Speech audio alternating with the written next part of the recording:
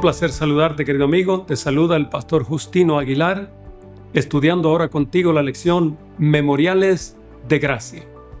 El libro de Jueces comienza con una nota sombría acerca de la amnesia espiritual de la generación que vivió después de la muerte de su líder Josué. Y se levantó después de ellos otra generación que no conocía a Jehová ni la obra que él había hecho por Israel. Jueces 2, 8 al 10. El pueblo de Dios de ese tiempo tuvo un problema de memoria. Ellos no conocían a Dios y no tenían una relación con Él. Y no consideraron las maravillas que Dios había realizado para librarlos de la esclavitud de Egipto, para llevarlos a la tierra que fluía leche y miel. Esta es la descripción de la condición de los israelitas en el tiempo de Gedeón. Unos años después, en Jueces 8:34, y no se acordaron los hijos de Israel de Jehová su Dios, que los había librado de todos sus enemigos en derredor. Cuando Dios recuerda, Él actúa en favor de su pueblo, como podemos leer en Éxodo 2, 24 y 25. Y oyó Dios el gemido de ellos y se acordó de su pacto con Abraham, Isaac y Jacob, y miró Dios a los hijos de Israel y los reconoció Dios. Lo que Dios hace después de recordar a su pueblo es llamar a Moisés en Horeb para sacar a su pueblo de la esclavitud de Egipto. El concepto de memoria en la Biblia es dinámico e interactivo y significa más que el proceso cognoscitivo de recordar información. Siendo que cuando Dios recuerda o tiene memoria de su pueblo, actúa en su favor, su llamado para nosotros a recordar es un llamado también a actuar. El propósito de esta lección es que nosotros, como pueblo de Dios de los últimos días, tengamos siempre presente las grandes maravillas que Dios ha hecho por su pueblo a través de los siglos, los prodigios que ha realizado en nuestra iglesia contemporánea y los milagros de nuestra experiencia personal como sus hijos. El cruce del Jordán. Consideremos el cruce del Jordán por los hebreos y tratemos de aprender de su maravillosa experiencia. Antes debemos tomar en cuenta que un viaje a conocer el río Jordán en estos días no nos ayudaría a imaginar el desafío de cruzarlo hace milenios. Debido al uso de su caudal de agua para fines agrícolas, a lo largo de sus 223 millas, está considerablemente mermado. En la antigüedad, el río tenía hasta 1 milla de ancho en algunas áreas, como resultado de las lluvias y la nieve que se desprendía en las montañas. Esto ocurría con más frecuencia en primavera, que fue la estación en la que llegaron los israelitas a sus orillas. Esto está confirmado por la celebración de la Pascua poco después. Cuando los 2 espías regresaron de explorar la tierra prometida, los israelitas tenían delante de ellos una barrera impasable. Desde la perspectiva humana, el río Jordán en la temporada de inundaciones, pero podían depender de Dios. Una vez más, Él estaba a punto de mostrar su soberanía como el Señor de toda la tierra, incluyendo las aguas. El poder de Dios no estaba en cuestión. Lo que se requería era la preparación de su pueblo, pues había sido llamado a santificarse. El cruce del Jordán por parte de los israelitas debía ser milagroso. Siguiendo la instrucción divina, Josué le dijo al pueblo: santificaos, porque Jehová hará mañana maravillas entre vosotros. Los israelitas debían poner a un lado sus pecados y librarse de toda impureza exterior. El arca del pacto debía encabezar el ejército y abrirle paso para cuando vieran que ese distintivo de la presencia de Jehová cargado por los sacerdotes moverse de su sitio en el centro del campamento y avanzar hacia el río. La orden era: vosotros partiréis de vuestro lugar y marcharéis en pos de ella. Josué proclamó: en esto conoceréis que el Dios viviente está en medio de vosotros y que Él echará delante de vosotros al cananeo, el del pacto del Señor de toda la tierra. Pasa el Jordán delante de vosotros, según Patriarcas y Profetas, página 459. Todos observaron con profundo interés cómo los sacerdotes bajaban hacia la orilla del Jordán. Los vieron avanzar firmemente con el arca santa en dirección a la corriente airada y turbulenta hasta que los pies de los portadores del arca tocaron el agua. Entonces las aguas que venían de arriba fueron rechazadas de repente, mientras que las de abajo siguieron su curso y se vació el lecho del río. Patriarcas y Profetas, página 460. Cuando los sacerdotes llegaron al medio del Jordán, se les ordenó que permanecieran en el lecho del río hasta que pasaran toda la hueste de Israel. En esa ocasión, la generación de israelitas que vivía en ese momento se convenció de que las aguas del Jordán estaban sometidas al mismo poder que sus padres habían visto manifestarse ante ellos en el Mar Rojo 40 años antes. Patriarcas, Historia de la Redención, página 180. Memorial del cruce del Jordán. Mientras los sacerdotes que llevaban el arca estaban aún en medio del Jordán, donde hombres escogidos con anticipación, uno de cada tribu, se encargaron de tomar cada uno una piedra del cauce del río donde estaban los sacerdotes y las llevaron a la ribera occidental. Página 460 de Patriarcas y Profetas. En Gilgal, Josué erigió un monumento o memorial con las 12 piedras para que fuesen una señal o recordatorio externo de un milagro trascendente. En el escenario del Antiguo Testamento, ese tipo de monumentos provocaban preguntas de los que conocían su significado. Las siguientes generaciones del pueblo de Israel tendrían en ese monumento de piedra un recurso para reconocer y celebrar los milagros de Dios en el pasado. El tema de las señales es muy relevante en las Sagradas Escrituras. Encontramos que ocurrieron como señales el arco iris, Génesis 12, las plagas de Egipto, Éxodo 7:3, y otras señales.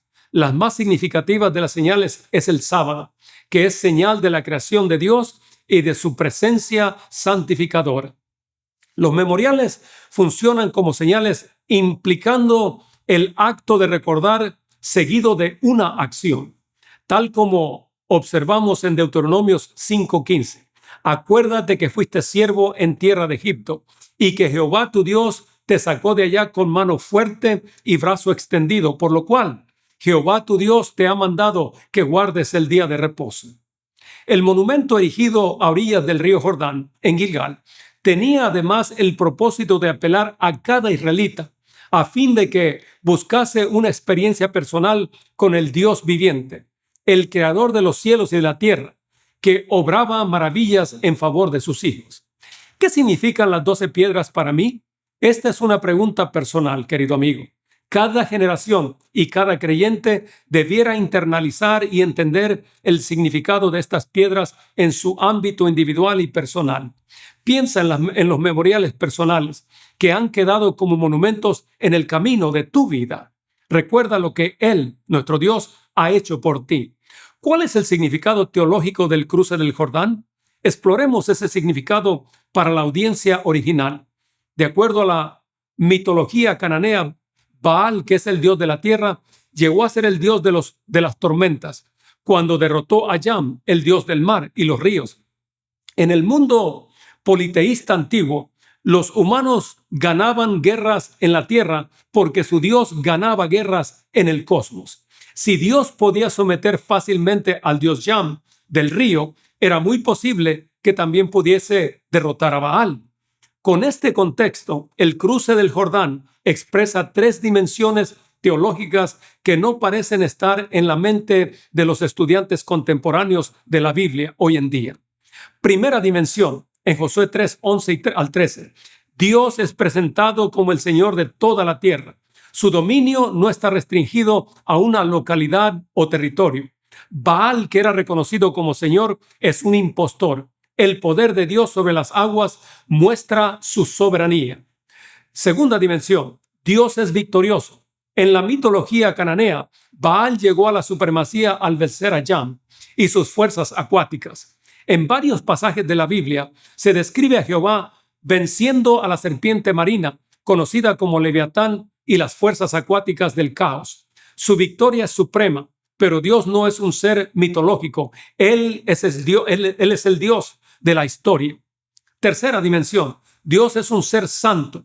El arca del pacto aparece por lo menos 20 veces en Josué 3 y 4, mostrando que Dios estaba con su pueblo. Dios estaba tomando una nación santa, según su clara afirmación: sed santos porque yo soy santo. Estos tres aspectos teológicos, el dominio de Dios, la victoria de Dios y su santidad, debieran permanecer en las mentes de los israelitas al entrar en la tierra de Canaán, que estaba saturada de idolatría. Bueno, pensemos más allá del Jordán.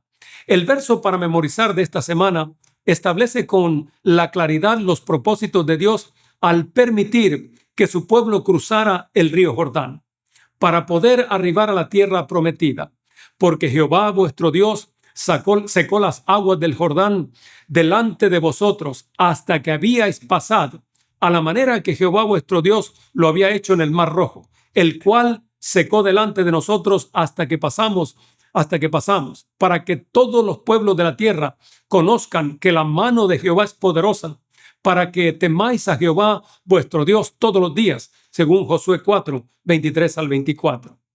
El primer propósito era que las naciones de la tierra conociesen el poder de Dios. El segundo, que su pueblo escogido respondiera con temor y reverencia a Jehová y les sirviese todos los días de sus vidas. La reacción de los pueblos cananeos al milagro ocurrido en el Jordán está descrita con las siguientes palabras: desfalleció su corazón y no hubo más aliento en ellos delante de los hijos de Israel, según Josué 5:11. La gran manifestación del poder divino en favor de los de Israel estaba designada para que las naciones circundantes conociesen el poder de Jehová y quedase preparado el camino para una conquista más fácil y más completa del pueblo de Dios. La implicación evangelística era que estas naciones paganas tuvieran oportunidad de conocer al Dios de Israel y llegasen a adorarle y a servirle. La respuesta que Dios esperaba del pueblo de Dios a la manifestación sobrenatural de su poder era que su pueblo le tuviera temor reverente, continuamente y para siempre, lo cual implica que le sirviesen de la misma manera, según lo expresa la palabra hebrea John.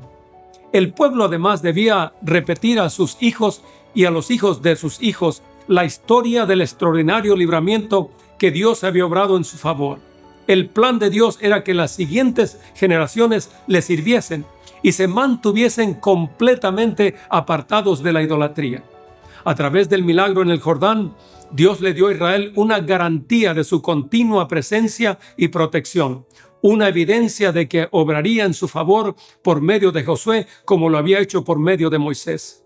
El Señor había prometido a Josué: desde este día comenzaré a engrandecerte ante los ojos de todo Israel, para que entienda que como estuve con Moisés, así estaré contigo. Y su promesa es cumplida y fue cumplida.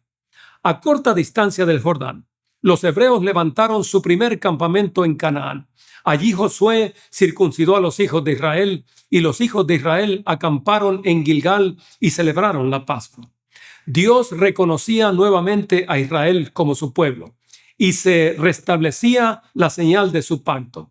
El rito de la circuncisión se aplicó a todo el pueblo que había nacido en el desierto. Y el Señor le declaró a Josué: hoy he quitado de encima de vosotros el oprobio de Egipto. Infortunadamente o desafortunadamente, el pueblo de Israel no siguió el plan de Dios y no escuchó su consejo.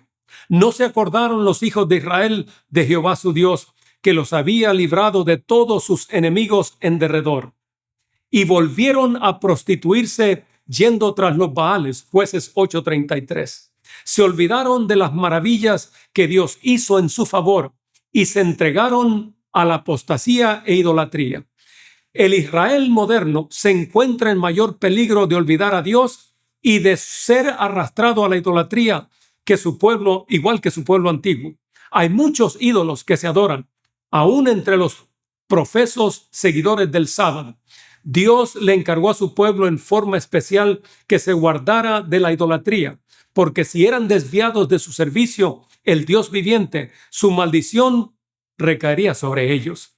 Mientras que si lo amaban con todo su corazón y con toda su alma, con toda su fortaleza, les bendeciría abundantemente en sus cestos y graneros y quitaría la enfermedad de en medio de ellos. Debiéramos erigir nosotros memoriales de la gracia en las dimensiones del tiempo y el espacio de varias maneras, tales como transmitiendo tradiciones a las nuevas generaciones, celebrando los rituales del calendario religioso. Estos memoriales cumplen 3 propósitos, querido amigo. Número 1, conmemorar los prodigios de Dios realizados en nuestro pasado con gratitud. Número 2, celebrar las bendiciones de Dios en el presente con optimismo y alegría. Y número 3, anticipar el futuro y la era escatológica que será pronto inaugurada por Jesús, llenos de fe y de esperanza. Como pueblo de Dios, encontraremos perplejidades y obstáculos impasables que probarán severamente nuestra fe. Pero debiéramos recordar siempre que no tenemos nada que temer del futuro, a menos que olvidemos la manera en que el Señor nos ha conducido y que lo que nos ha enseñado en nuestra historia pasada. Notas biográficas de Ellen G. White, página 216.